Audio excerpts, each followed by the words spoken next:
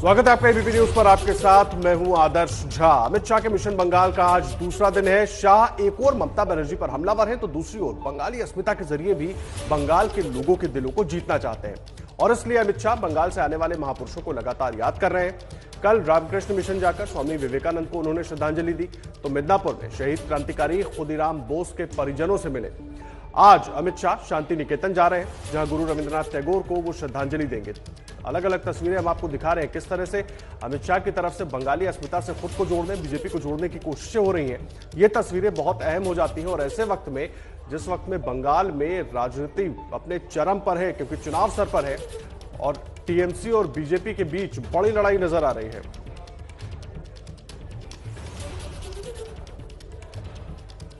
और कल मिदनापुर से अमित शाह ने टीएमसी को ललकारा था, दीदी पर कई वार किए थे। आपको सुनवाते हैं उन्होंने किस तरह से क्या क्या आरोप लगाए और क्या क्या बातें कही, सुनिए। दीदी कहती है कि भारतीय जनता पार्टी दल बदल कराती है। दीदी मैं आपको याद कराने आया हूं, आपकी मूल पार्टी कौन सी है? तृणमूल कांग्रेस थी क्या? जब आप कांग्रेस छोड़कर तृणमूल बनाई तब वो दल बदल नहीं था। आज भाई शुभेंदु अन्याय के खिलाफ, बंगाल की जनता के शोषण के खिलाफ आपका साथ छोड़कर मोदी जी के साथ आ रहे हैं। आपको दल बदल लग रहा है दीदी? मोदी जी ने अम्फान तूफान के लिए जो पैसे भेजे सारे के सारे तृणमूल के गुंडों के पॉकेट में चले गए। मित्रों, पॉकेट में मोदी जी ने कोरोना के कालखंड में गरीबों के लिए 8 महीने तक अनाज भेजा। सारा का सारा अनाज तृणमूल के गुंडे चपट कर गए, बंगाल के गरीबों को नहीं मिला। ममता दीदी शर्म आनी चाहिए, आपको शर्म आनी चाहिए।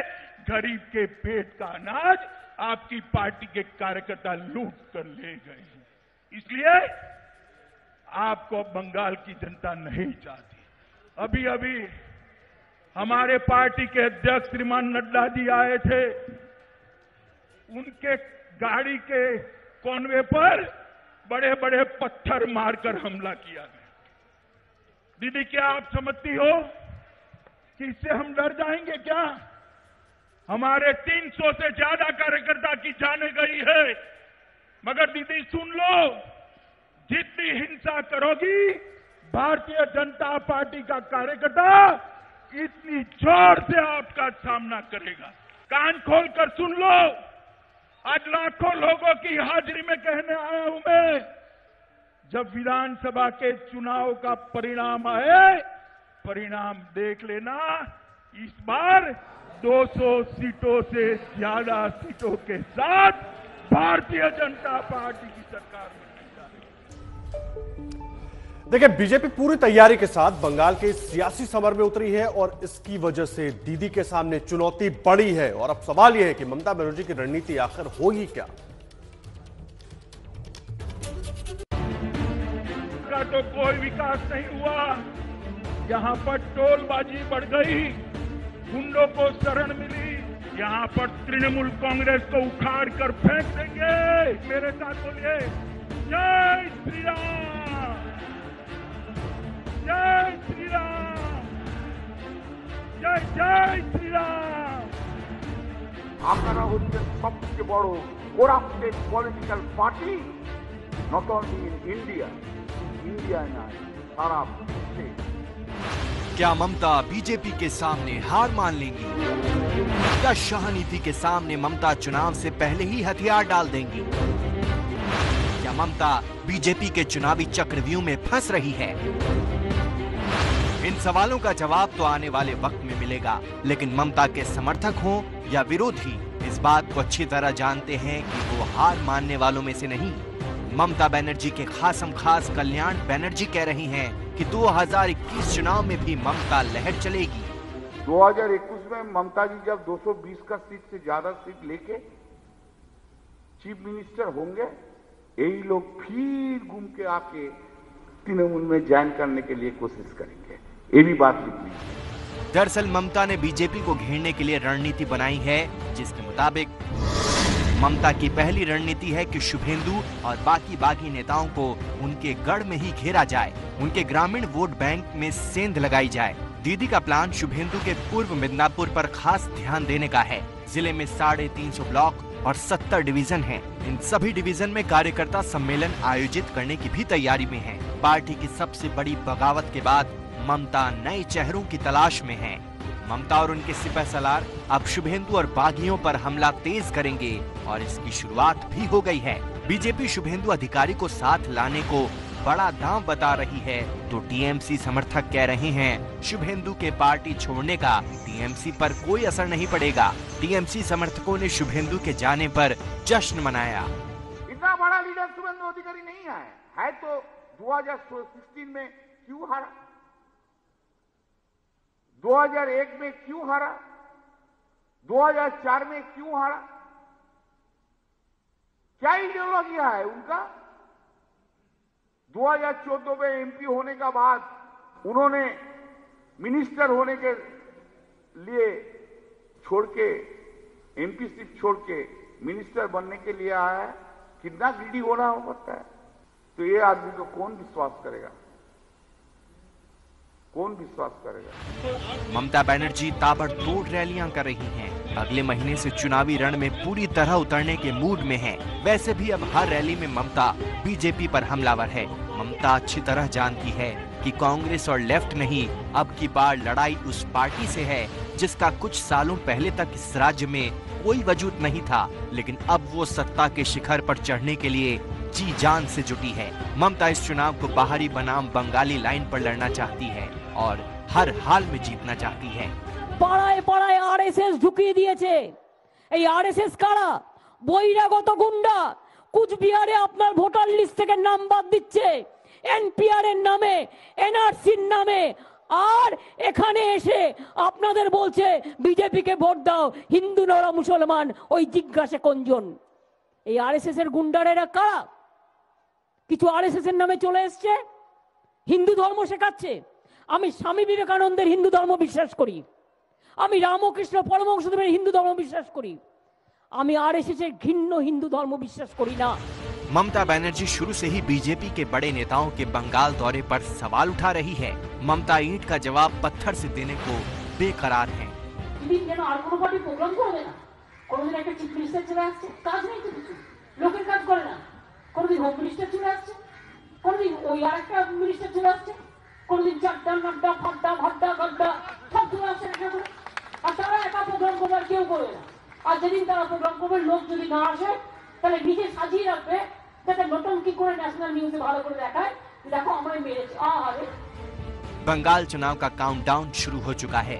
बीजेपी जानती है कि अभी नहीं तो कभी नहीं, लेकिन सामने ममता का अभेद किला है जिस पर 10 साल से ममता का राज है। लेकिन सवाल ये है कि अमित शाह के दौरे के बाद पड़ी सबसे बड़ी दरार से ये किला ढह जाएगा या फिर ममता की मरम्मत के बाद किले पर उन्हीं का झंडा लहराएगा।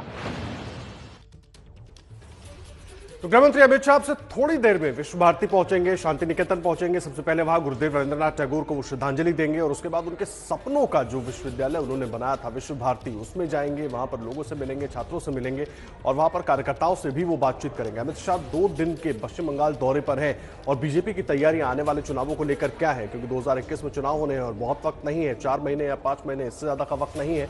और इतने में चुनाव के लिए क्या कुछ तैयारी बीजेपी की तरफ से की गई है, किस तरह से बंगाली अस्मिता के नाम पर लोगों को अपने साथ जोड़ना है, बंगाल के लोगों को अपने साथ जोड़ना है, इसकी पूरी कोशिश में अमित शाह लगे हुए हैं। गृहमंत्री अमित शाह होटल से निकल गए हैं और थोड़ी देर में शांति निकेतन पहुंचेंगे और वहां पर सबसे पहले वो शांति निकेतन जाकर गुरुदेव रविंद्रनाथ टैगोर को श्रद्धांजलि देंगे और उसके बाद विश्व भारती यूनिवर्सिटी जाएंगे। और ये तस्वीरें हम आपको दिखा रहे हैं होटल से निकलते हुए अमित शाह होटल से निकलकर एयरपोर्ट पहुंचे हैं और वहां से वो बीरभूम के लिए रवाना होंगे और 11 बजे उनको शांति निकेतन पहुंचना है। 11 बजे शांति निकेतन पहुंचने का वक्त है। उसके बाद विश्व भारती यूनिवर्सिटी भी जाएंगे।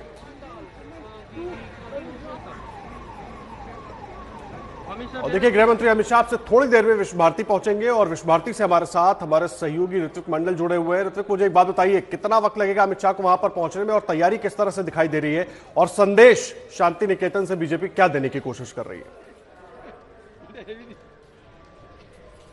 ये 2 दिन के सफर के दूसरे दिन की आज की शुरुआत अब से लेके थोड़ी ही देर में, यानी अगर सब ठीक ठाक रहा तो 11 बजे मुझे यहाँ पर पहुंच जाना चाहिए और वो पहले ही विश्व भारती वहां पर पहुंचेंगे। यानी गुरुदेव रविंद्रनाथ टैगोर के अस्मिता माने जाने वाली ये विश्व भारती, उनकी ख्वाबों की जो सपना है, ख्वाबों की जो विश्वविद्यालय है, वो वहां पर पहुंचेंगे। यहाँ पर 11 बजे से लेकर 12:40 तक वहां पर तमाम कार्यक्रम है जहां पर अमित शाह जी वो हिस्सा लेंगे। आपको हम बता दें कि बाकायदा यहाँ पर चौकशाबंद कर दिया गया है पहले से सुरक्षा, और यहाँ पर अमित शाह संगीत भवन पहुंचेंगे, उपासना घर वहां पर पहुंचेंगे, बांग्लादेश भवन वो भी वहां पर जाएंगे। उसके साथ साथ जो खबर आ रहा है कि विश्व भारती की जितने भी तमाम कर्मी है या फिर शिक्षकगण है वो भी अमित शाह से भेंट करेंगे। लेकिन पीछे हम तैयारियां देख रहे हैं, काफी तैयारियां वहां पर नजर आ रही हैं। अगर संभव है तो वो तस्वीरें भी दिखाते रहे हमारे दर्शकों। जी बिल्कुल बिल्कुल, मैं हमारे दर्शकों से एक बार साझा कर लूं कि मेरे की पीछे की जो तैयारियां है आप देख सकते हैं। ये विश्व भारती के गेट है, ये बौला का गेट है, यहाँ से सीधा ये सेंट्रल जो लाइब्रेरी है उस तरफ ये रास्ता जाता है और बहुत ही भव्य नजारा आप देख सकते हैं कैसे फूलों से सजाया गया है। यहाँ पर भी अमित शाह जी आएंगे, लगभग 12:30 बजे तक उन्हें यहाँ पर पहुंचना है, यानी संगीत भवन के कार्यक्रम खत्म होते ही। आपको हम बता दें कि दोपहर के कार्यक्रम में अमित शाह बीरभूम यानी लाल माटी बीरभूम के रूह कहलाने वाला वो जो बाउल संगीत है, एक बाउल परिवार में वो भोजन में शरीक होंगे। यानी बंगाल की मिट्टी के जो सुर है वहां तो उसको छूने की मंशा है बीजेपी को और अमित शाह जी को। ऐसे ही कार्यक्रम रखा गया है और दोपहर के बाद शाम तक इसी बोलपुर में एक रैली, वो भव्य रैली निकलने वाले हैं। अभी तक पूरी तैयारी हो चुकी है क्योंकि कितने सारे काफिला उस रैली में रहेंगे, उस रोड शो में जितने रहेंगे वो रोड शो वो करने वाले हैं। 2 घंटे तक बोलपुर शहर में वो एक रोड शो करेंगे। यानी बोलपुर के शहर के लोगों के साथ जुड़ने की बात है। बीरभूम की माटी के राजनीतिक अगर आकलन की बात की जाए तो 2016 के विधानसभा चुनाव के मुताबिक जहां पर बीजेपी को एक भी विधानसभा आसन नहीं हासिल हुआ था, पिछले लोकसभा चुनाव में उन्होंने 11 आसनों में 5 विधानसभा आसनों में अभी भी वर्चस्व है। यानी बीजेपी का कभी नामो निशान ना रहने वाला बीरभूम में अब लोकसभा चुनाव में 5 आसनों में वो आगे चल रहे हैं और 6 आसनों में तृणमूल आगे है। हालांकि बोलपुर के अगर आसन की बात की जाए विधानसभा आसन में तो वहां पर लगभग 15,612 वोटों से तृणमूल आगे है। तो यानी यहाँ पर जमीनी जो हकीकत है, राजनीतिक जमीनी हकीकत वहां पर छूते हुए यानी अमित शाह जी आज बोलपुर बीरभूम पहुंचेंगे, लोगों से साझा करेंगे, बात रखेंगे, बीजेपी कार्यकर्ता से बात रखेंगे। हालांकि मैं ये भी जिक्र करना चाहूंगा कि तृणमूल के जो यहाँ पर जो जिला सभापति है अनुब्रत मंडल, उनके चर्चे आए दिन हर वक्त मीडिया पर आते रहते हैं। यानी कितना उनका प्रभाव है वो भी देखने वाला है। बीरभूम का जिक्र ज्यादातर उस लिहाज से भी आता है। तो ये एक आमने सामने की टक्कर आप मान सकते हैं और इस लिहाजे से बीरभूम की जो जमीन है बहुत ही इस बार रोचक होने वाली है। विधानसभा चुनाव से पहले तो वहां पर अमित शाह जी पहुंचेंगे और देखने लायक होगा आज का पूरा दिन बोलपुर से। जी ऋत्विक, आप बने रहे हमारे साथ, लगातार अपडेट ऋत्विक मंडल हमें विश्व भारती से दे रहे हैं और अमित शाह को कुछ ही देर में वहां पर पहुंचना है। रवाना हो चुके हैं अमित शाह, जैसे वहां पर पहुंचेंगे वो तस्वीरें भी आपको दिखाएंगे और लगातार अपडेट बीरभूम से आपको देते रहेंगे। एक छोटे से ब्रेक के लिए रुक रहे हैं, तुरंत लौट कर आते हैं। स्वागत है आपका और लगातार पश्चिम बंगाल से अपडेट हम आपको दे रहे हैं। गृह मंत्री अमित शाह 2 दिन के दौरे पर है पश्चिम बंगाल में और इस वक्त वो रवाना हो गए हैं, होटल से निकल चुके हैं, रवाना हो गए हैं बीरभूम के लिए, जहां पर उनको बीरभूम पहुंचेंगे, शांति निकेतन जाएंगे, गुरुदेव रविन्द्रनाथ टैगोर को वो श्रद्धांजलि भी देंगे और उसके बाद विश्व भारती विश्वविद्यालय में भी वो जाएंगे और लंबा कार्यक्रम है, रोड शो भी होगा अमित शाह का बीरभूम में। और लगातार ऋत्विक मंडल हमारे सहयोगी हमारे साथ जुड़े हुए हैं। ऋत्विक, मुझे एक बात बताइए, एक तरफ मां माटी और मानुष की राजनीति हो रही है, दूसरी तरफ बंगाली अस्मिता को बीजेपी अपने से जोड़ने की कोशिश कर रही है और तमाम ऐसी जगहों पर बीजेपी नेताओं का जाना हो रहा है जैसे खुद को जोड़ा जा सके, कनेक्ट किया जा सके बंगाल के लोगों से। राजनीति कैसे होने वाली है अगले कुछ महीनों में, कैसे देख रहे हैं, कितनी तेज?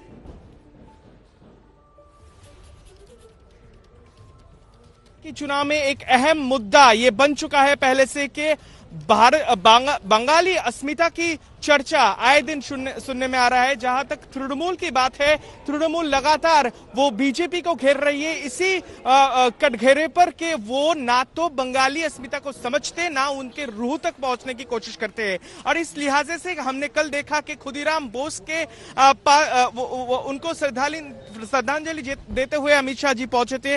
और अगर बंगाली अस्मिता की चर्चा आती है तो पहले नंबर पर किसी शख्स का नाम अगर आता है, इतिहास के पन्नों से उठकर आता है, तो वो गुरुदेव रविंद्रनाथ टैगोर है। अब उनकी धरती पर वो पहुंचते हैं और सिर्फ ये नहीं, इन्हें बंगाल के सुर की यानी मिट्टी की स्वाद अगर आपको चखना है, वहां पर अगर पहुंचना है तो बाउल संगीत जो इस लाल मिट्टी का, जो लाल माटी का बिल्कुल सुर है, वहां तक पहुंचना चाहते हैं अमित शाह और वहां तक पहुंचना चाहती है बीजेपी। इसी लिहाजे से आज उनके घर तक पहुंचेंगे और वहां पर भोजन भी करेंगे।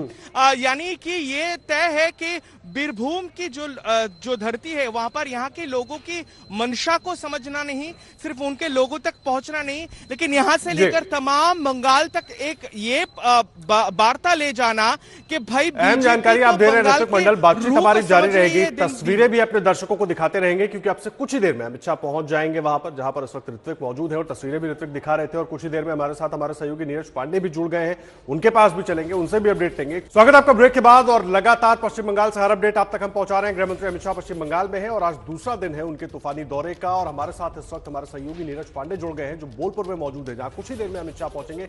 नीरज, मैं आपके पास आ रहा हूं, तैयारियां किस तरह से देख रहे हैं आप और लगातार इस दौरे पर आप बने हुए हैं, किस तरीके से बीजेपी लोगों को जोड़ने की कोशिश कर रही है? जी बिल्कुल आदर्श, तैयारियां लगभग पूरी हो चुकी मैं जहां पे खड़ा हूं ये विश्व भारती विश्वविद्यालय का मुख्य मार्ग है। यहीं से गृह मंत्री अमित शाह एंटर करेंगे, ये मुख्य मार्ग है। आप देखिए यहाँ पे जो यूनिवर्सिटीज की सिक्योरिटी है प्लस लोकल पुलिस है, वो दोनों यहाँ पे लग चुकी है। पूरे मार्ग में आप देखिए सुरक्षा बल तैनात किया, लेकिन मीडिया की एंट्री नहीं है इस जगह पे। देखिए गृह मंत्री अमित शाह जब भी कहीं जाते हैं, या ये कहें कि भारतीय जनता पार्टी के जो भी बड़े शीर्ष के नेता हैं वो कहीं किसी राज्य में जाते हैं तो कोशिश करते हैं कि लोकल जो सेंटीमेंट है उसको कनेक्ट किया जाए, उसको किसी तरह से पार्टी की विचारधारा के साथ जोड़ा जाए और लोगों में एक मैसेज जाए। तो गृहमंत्री अमित शाह भी जब भी कहीं जाते हैं ट्रेडिशनल चीजों को पकड़ते हैं। देखिए कल उन्होंने किसान परिवार के साथ खाना खाया, एक रैली को संबोधित किया और आज जो विवेकानंद जी की स्मृति स्थल पे वो गए। लेकिन आज जो उनकी शुरुआत होने जा रही विश्व भारती विश्वविद्यालय से शुरुआत होने जा रही। विश्व भारती विश्वविद्यालय रविन्द्रनाथ टैगोर ने इसको स्थापित किया था और ये आजादी के पहले का ऐसा विश्वविद्यालय है जो पहले कॉलेज हुआ करता था, बाद में विश्वविद्यालय हुआ। ये बंगाल की पहचान है रविन्द्रनाथ टैगोर, और इसीलिए बीजेपी खुद को इससे कनेक्ट करने की कोशिश कर रही है और इसीलिए बार बार बंगाली अस्मिता की बात हो रही है। तमाम चीजें बहुत महत्वपूर्ण हो जाती है। बने रहे आप भी हमारे साथ, ऋत्विक भी जुड़े हुए हैं, लगातार अपडेट आप तक पहुंचाते रहेंगे। बस एक छोटा सा ब्रेक के लिए रुक रहे हैं, तुरंत लौट कर आएंगे और अमित शाह जैसे ही वहां पर पहुंचेंगे सबसे पहले तस्वीर भी दिखाएंगे आपको एबीपी न्यूज पर। तुरंत लौट।